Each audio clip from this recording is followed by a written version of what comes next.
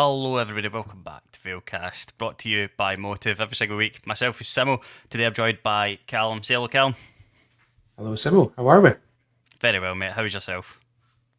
Not too bad. Can't complain. Can't complain. We've had a couple of good results. The first team in under 18s level, which we'll go into in the last few days. So, yeah, can't complain. All is looking Yeah, good.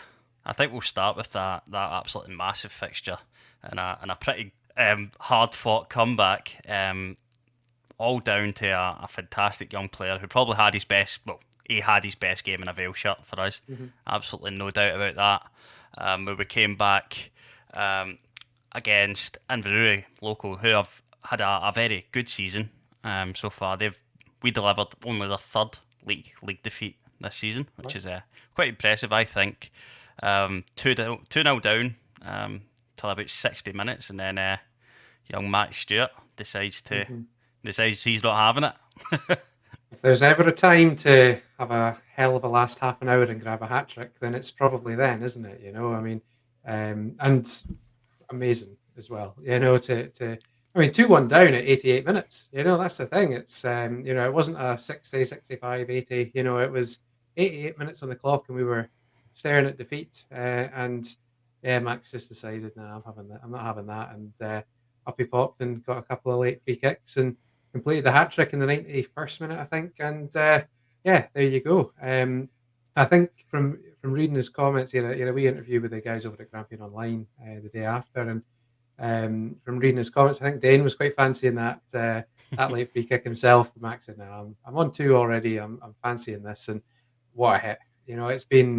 We've been fortunate enough that people have sent us in some fantastic footage of it. We've had near enough every angle covered on it, and yeah, I think Kev, who's Max's dad and obviously part of the coaching setup at the Vale, he popped up on Twitter the other day. Can't stop watching this, and I would agree. It's just been wonderful. I mean, when that goes for you, Excellent stuff. obviously you want to go and watch 100 times. If that was against us, then might have a quick glance, and that would be it. But no, well done to him. First hat trick at Highland League level. He's worked his socks off to kind of hold down a place in the team. I think he was one of those guys at the start of the season. He was always going to be involved in the squad, on a match day, that's for sure. He kind of had to wait to kind of get that starting 11 place, and by God, he's held it down and done a tremendous job. Not long back from illness himself as well, and yeah, how's that to announce yourself on the scene really there with that fantastic hat trick? So yeah, sent everybody home happy. Obviously a 3-2 victory. So and I would say a much needed 3 points. Obviously we've had a bit of a tough spell, and obviously there's been some postponements and things like that, and sets us up nicely for a trip along to face Keith in midweek. Yeah, absolutely. Um, it's just what a way to make up your coach's mind. Absolutely. It's such a huge win, and the fact that this wasn't against a team that we were expected probably that a lot of people would have backed us to beat. I mean, they've been a tough ask for any side this season in the Rural locals. So the fact that we could deliver, not just a comeback, not just rescue a point in the death of the game, but to actually take all three is. I hope we push on for this and get and we're up for Keith. Obviously, it is difficult to build momentum when you've got postponements Yeah. and etc. etc. It's difficult in these times, but I feel good sort of victory like that against a good side is got to leave the boys like really up for Oh, the I next mean, game. it probably that must feel like 6 points, coming Yeah, back to win it like that. It's and as you say, against a team that have been, at that kind of upper part of the league pretty much all season. So, yeah, well deserved. Again, that's the fighting spirit that we've talked about all season. And these comebacks that we've become known for, I suppose. So, um, yeah, absolutely first class to see that hit the back of the net on Saturday and pick up the 3 points was just brilliant. I mean, I think we obviously had a few comments on social media and things like that recently, just with the results that had kind of led into that fixture. And I think Craig's the first to say, fans are vocal when things are going well, and equally so when they're not going well. hmm And to see all the positivity coming in on Saturday night after that victory was so pleasing to see, because the boys, and Craig and the management team have been working so hard to get us back to that. So yeah, 100%.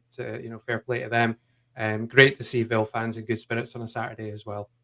They've had to wait a wee while for that, and we appreciate that, and that's just the way football goes sometimes. But yeah, as I say, if you're gonna beat locals at some point, then to do it like that is just brilliant. Yeah, absolutely. Just before we move on, we're going to talk a little bit about the under 18s as well because they're Yeah, having an absolute terrific season. We hinted at a player's contract renewal on our last episode of Valecast because the deal was pretty much getting done as we were recording.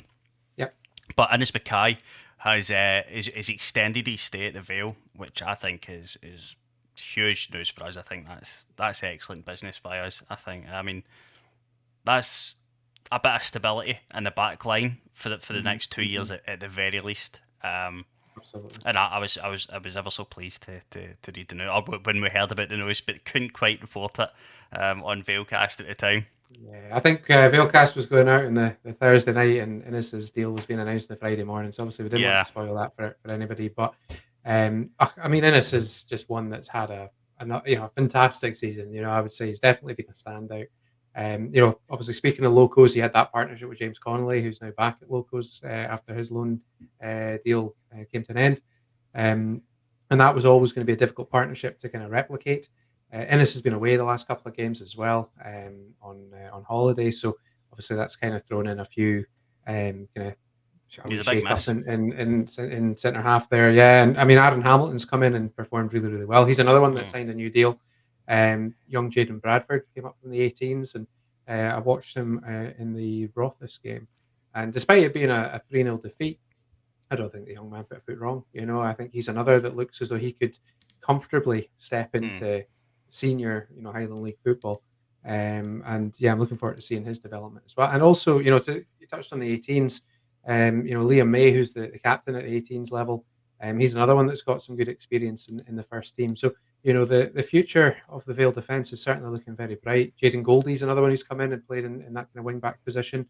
And, in the kind of left back side of things, Kyle Willocks has been there all season pretty much. So we've still got Harry Noble come back. So it's yeah, back to what we kind of looked at the start of the season as being a really strong defensive setup. Obviously there was a wee bit of change, obviously with a couple of faces going out, which we always knew was going to be difficult. But the boys who have come in and claimed the jerseys have been performing really well. As I say, results recently maybe didn't look that way, but from a performance point of view, I think each and every one of them has been performing really, really well. So it's great to see that. As I say, coupled with the victory over Locos there at the weekend, it's kind of indication for what the guys are trying to achieve, and they're obviously kind of on the right path now to do that. A tough game again against Keith in midweek, but again they're a side that kind of similar to ourselves, I suppose, have been kind of up and down this season. And yeah, well, again, I say this every week. We go in with every confidence. We're not there to just be assuming that there's 3 points to be had. Craig would never get the boys set like that. The guys know it's going to be a tough slog, and here's hoping that they're fit and ready for it. Absolutely. I just want to stay on the subject of the under 18s. We currently sit Mhm. our under 18s currently sit top of their league table, beating out some senior clubs that are excelling this season. I think it's how important do you think it is for us Oh, if we're so going to important. evolve as a club to? I mean, currently we have the best under 18s in the Highlands, which I think is a markedly down. And yeah, just hmm how important that is for us if we're going to Yeah, go forward and get to where we need to so be. important. Yeah, so important. I mean, the future.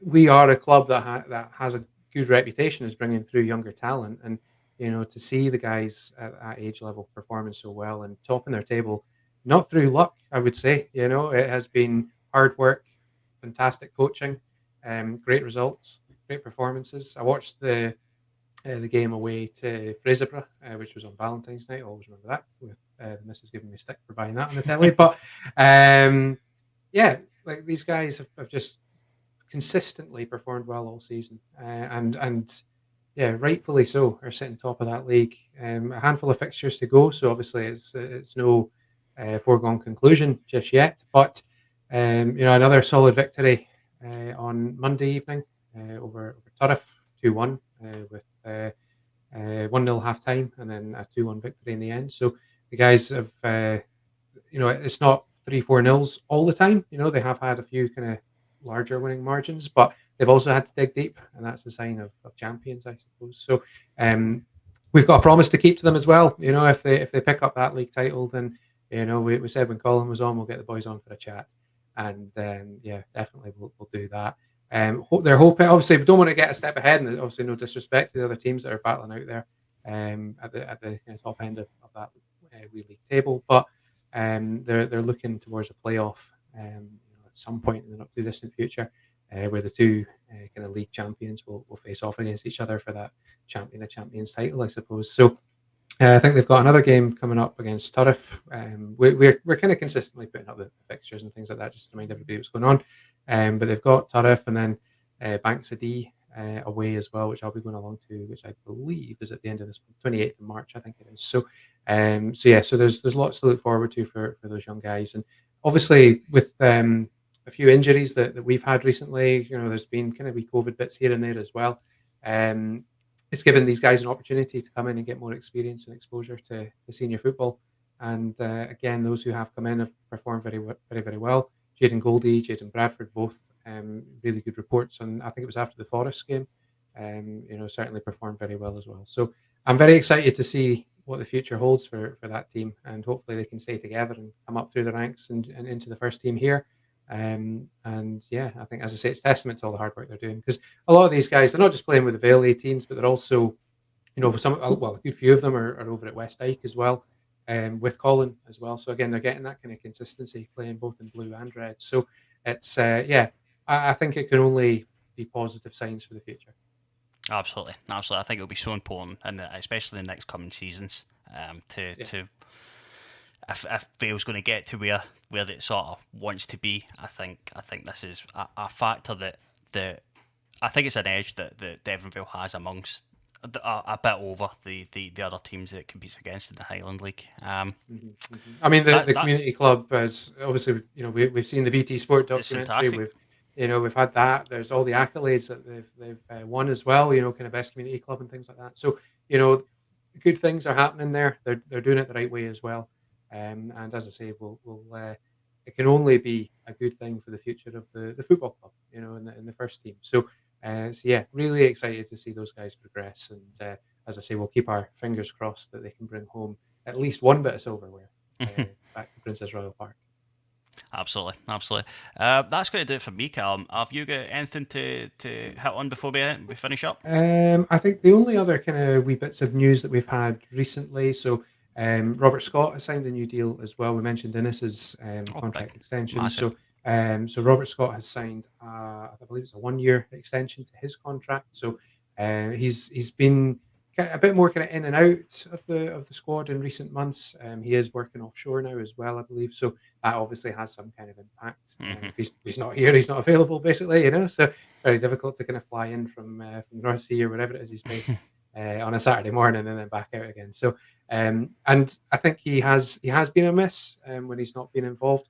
So I'm looking forward to seeing him get back on the pitch next season.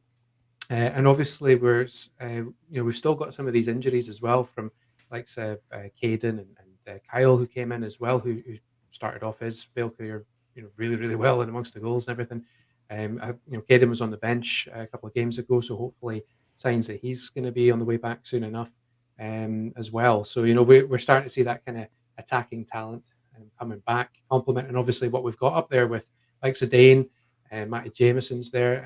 We've got Cameron Angus on the bench as well, who's kind of waiting patiently for his chance. Although he definitely took his chance to run onto the pitch after Max's hat trick goal on Saturday. There, if you've seen the footage of that, it's brilliant. Um, so it's really good news that Bob's going to be hanging around for at least another season as well. And then one final kind of piece of news, which is more kind of somber, of course, was that we received news of the passing of our former player and director Billy Walker. Billy passed away, unfortunately, at the age of 81, just at the tail end of last week. He was a player for the club in the 60s, served on the board from kind of late 90s to early 2000, well, it was 2003, and then returned November 2011 until July 2013.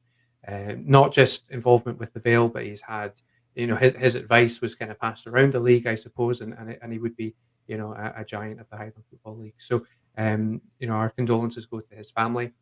And we have already announced that at our next home game there will be our next game there will be a minute's silence in his memory, which will be the Keith game as well, where he also had some influence as well. So some sad news, unfortunately, to finish on. But as I say, condolences go to Billy's family and former teammates and everything like that as well. But yeah, so that's kind of, I think that kind of wraps up our news for this week. Absolutely, absolutely. That is going to do it for this week, folks. Thank you very much for tuning in to Valecast. Please like and subscribe to support the show. Make sure you follow Deveronvale on all the socials to get all the most recent team news. Go to deveronvale.com.co.uk even to keep up on I know Callum, you write a lot of great stuff on there that gives a nice in depth view of the club. Thank you. But until next time, cheer bye.